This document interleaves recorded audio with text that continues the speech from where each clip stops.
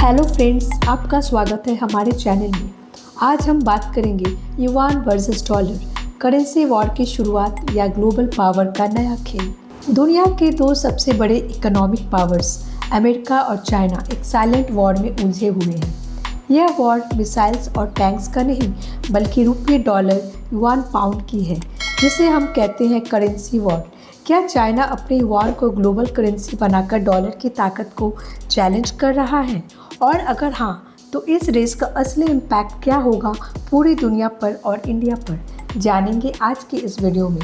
तो चलिए शुरू करते हैं।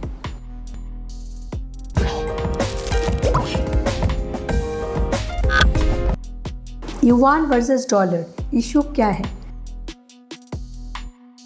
डॉलर अभी भी दुनिया की सबसे पावरफुल और डोमिनेंट करेंसी है। ग्लोबल ट्रेड के लगभग 88% डॉलर में होता है, लेकिन चाइना चाह रहा है कि युआन भी उसी लेवल तक पहुंच जाए। इसीलिए वो अपने मेजर ट्रेड डील्स जैसे ऑयल, गैस और डिफेंस अब डॉलर की बजाय युआन में कर रहा है।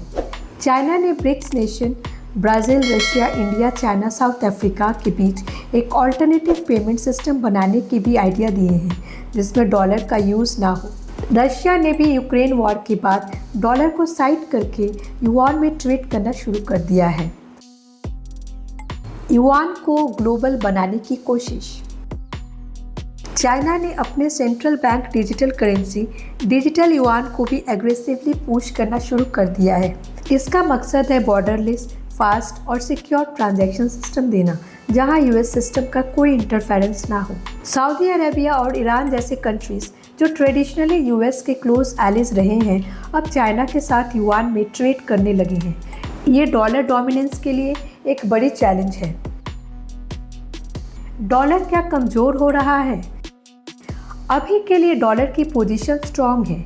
यूएस के पास मिलिट्री पावर, पॉलिटिकल इन्फ्लुएंस और फाइनेंशियल इंस्टीट्यूशन का पूरा कंट्रोल है, जैसे IMF, world bank, Swift system. लेकिन अगर ज़्यादा कंट्रीज़ डॉलर के बजाय अपनी लोकल करेंसीज या युआन का यूज़ करना शुरू कर दें, तो डॉलर की डिमांड धीरे धीरे कम हो सकती है। इसका डायरेक्ट इम्पैक्ट होगा यूएस इकोनॉमी पर इन्फ्लेशन, इंटरेस्ट रेट हाइक्स और इकोनॉमिक स्लोडाउन के फॉर्म में।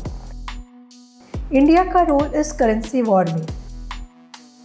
इंडिया अभी भी ज़्यादातर ग्लोबल ट्रेड डॉलर में करता है, लेकिन रशिया के साथ ऑयल डील रूबल में करना और डिजिटल रुपीस के ट्रायल ये दिखाता है कि इंडिया अभी भी अपनी करेंसी को ग्लोबल बनाना चाहता है।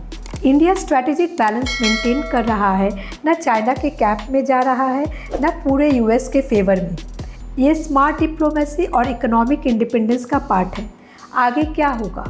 अगर युआन और ब्रिक्स कंट्रीज मिलकर एक alternate global financial system establish कर लें, तो डॉलर की मोनोपोली डेफिनेटली सेक हो सकती है। लेकिन ये एक लंबी प्रोसेस है, क्योंकि वर्ल्ड अभी भी यूएस इकोनॉमी पर डीपली डिपेंडेंट है।